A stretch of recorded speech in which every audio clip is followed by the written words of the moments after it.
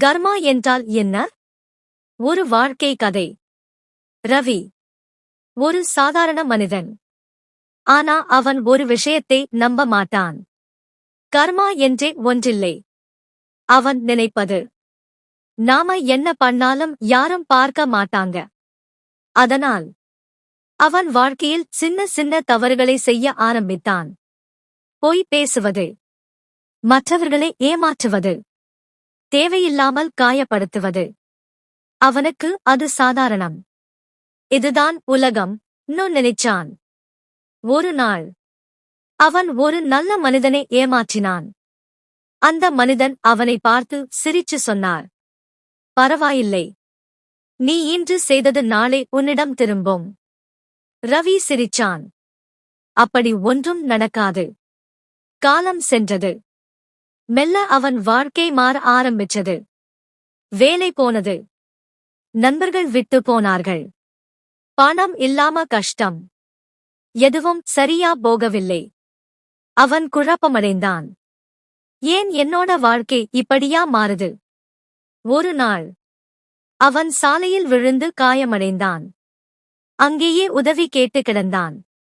பல பேர் பார்த்து சென்றார்கள். ஆனா யாரும் உதவவில்லை. அந்த நேரம் அவனுக்கு ஒரு நினைவு வந்தது. நான் கூட இப்படித்தான் பிறரை உதவாமல் விட்டேன். அவன் கண்களில் கண்ணீர் வந்தது. அந்த வேதனையில் அவன் உண்மையை புரிந்து கொண்டான். இதுதான் கர்மா. நீ என்ன செய்கிறாயோ அதே உன்னிடம் திரும்பும். அந்த நாளிலிருந்து ரவி தனது வாழ்க்கையை மாற்ற முடிவு செய்தான். உண்மையாக பேச ஆரம்பித்தான். மற்றவர்களுக்கு உதவ ஆரம்பித்தான். நல்ல எண்ணங்களோடு வாழ்ந்தான். மெல்ல மெல்ல அவன் வாழ்க்கையும் மாற ஆரம்பித்தது.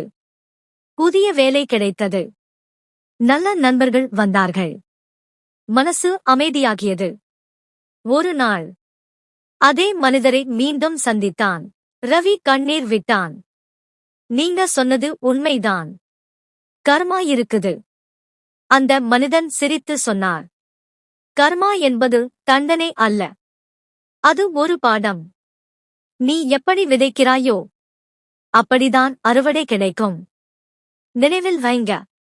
நல்லது செய்தால் நல்லதே திரும்பும்.